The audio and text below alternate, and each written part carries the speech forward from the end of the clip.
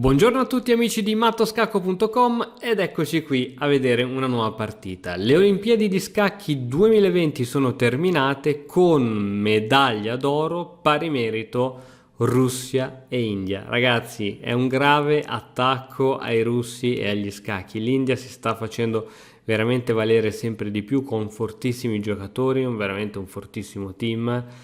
Quindi veramente complimenti e i russi devono assolutamente rafforzare il proprio team per cercare di mantenere la supremazia all'interno di questo gioco.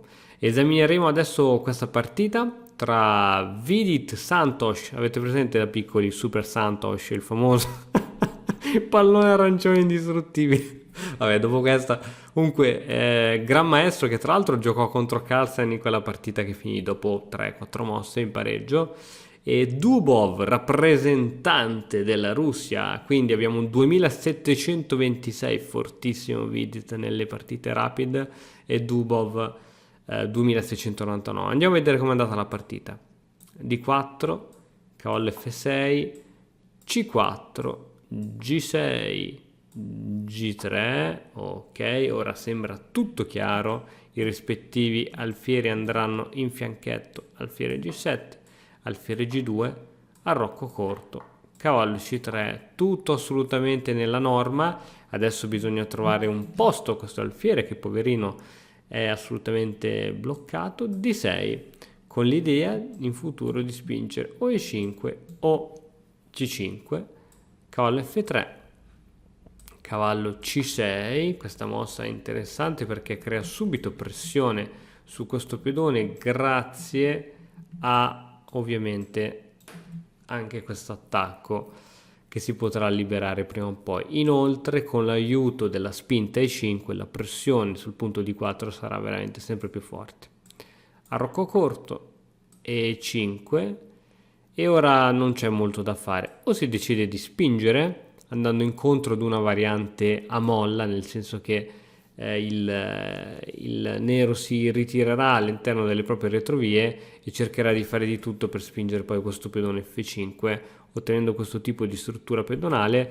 Dubov però Vidit non vuole andare in questo tipo di variante ma decide di cambiare questo tipo di variante che prevede la possibilità del cambio di pedone. Ovviamente è una variante abbastanza pattaiola poiché si cambiano le donne sulla scacchiera, ma non è ancora il momento. Viene prima giocata alfiere G5, H6 è la mossa di difesa e adesso vi lascio 10 secondi per trovare un tatticismo abbastanza carino.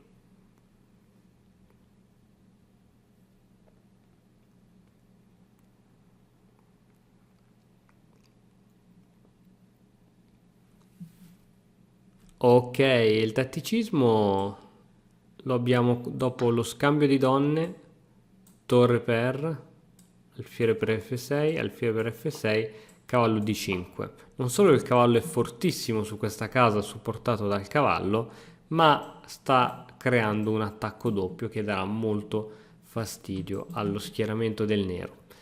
Re G7 per difendere il proprio alfiere ed è il momento di cavallo C7. Il bianco sembra essere andato subito in vantaggio di un pedone, in realtà fa tutto parte di un lungo piano del nero. Torre B8, il cavallo torna in D5, la casa sicuramente da preferire per il cavallo, e adesso E4. La mossa E4 ha duplice funzione, quella di attaccare il cavallo, guadagnare spazio e aprire ovviamente la diagonale all'alfiere camposcuro che è pronto per attaccare su B2. Cavallo D2, il cavallo si sposta andando ad attaccare questo pedone, dunque bisogna attendere per catturare su B2 e ora c'è la forte mossa E3. La forte mossa E3, ovviamente questo pedone non si può catturare col cavallo altrimenti la torre si pappa il cavallo in D2 e costringe il bianco a pappare con questo pedone creando dei pedoni doppiati, dunque una debolezza. Solo adesso che abbiamo creato la debolezza si può attaccare su B2, interessante. Si minaccia la torre che si sposta, va in B1 minacciando l'alfiere va in A3 controllando queste interessantissime diagonali. Ok, il turno del Super Santos, di Vidit che gioca cavallo B3. L'idea ovviamente è quella di posizionare il cavallo in D4, anche questa una casa molto forte, e a seguito di un eventuale cambio finalmente il bianco riuscirebbe a togliersi dall'impedonatura. Alfiere F5, finalmente questo alfiere viene sviluppato, c'è l'attacco anche sulla torre che ovviamente deve togliersi. Torre in B va in D1, torre in B va in C8, la torre inizia a prepararsi per la cattura di quel bel pedoncino. Cavallo D4, proprio come abbiamo detto prima, cattura, e intanto ti faccio vedere che si è aperto questo attacco, cattura, e adesso viene giocato alfiere in E6. Perché non viene giocata la cattura sul pedone C4? Vediamo se riesci a vedere il perché. Semplicemente c'è la fastidiosa mossa di cavallo in E3 con attacco doppio, e una volta che la torre si è spostata per esempio in C7, il bianco può catturare questo pedone, non solo disfando la posizione ma catturando un importantissimo pedone, e insomma qui la situazione è leggermente favorevole per il bianco. Motivo per cui il nero ora gioca alfiere E6, viene giocata torre D3 minacciando l'alfiere in A3 e adesso alfiere in F8. Cavallo in E3, il cavallo in E3 libera la diagonale all'alfiere, allo stesso tempo però permette al nero il duplice attacco sul punto C4, quindi alfiere per C4, cavallo per C4, torre per C4, alfiere per B7, e dopo tutto questo cambio in realtà il nero riesce a recuperare il pedone che aveva in meno, quindi la torre in C va in D4. Siamo arrivati in questo finale di 2 torri contro alfieri di colore contrario, è molto importante da ricordarsi questo, perché dopo adesso raddoppio di torri, alfiere C5 e il bianco che decide di cambiare tutto e andare a prendersi la patta. Torre per, torre per, torre per, alfiere per, e dopo re G2 i giocatori si accordano per la patta. Perché non hanno neanche provato a giocare?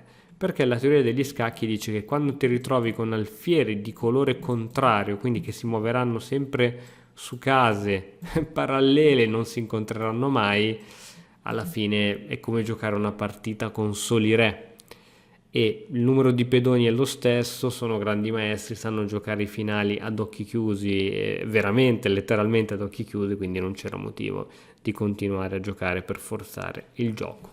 Bene, è stata un'Olimpiadi anche questa molto interessante, speriamo che alla prossima l'Italia riesca a fare sempre meglio, io ho fiducia nel team italiano e niente, mi raccomando ragazzi, abbiamo bisogno di nuovi gran maestri, quindi dateci dentro.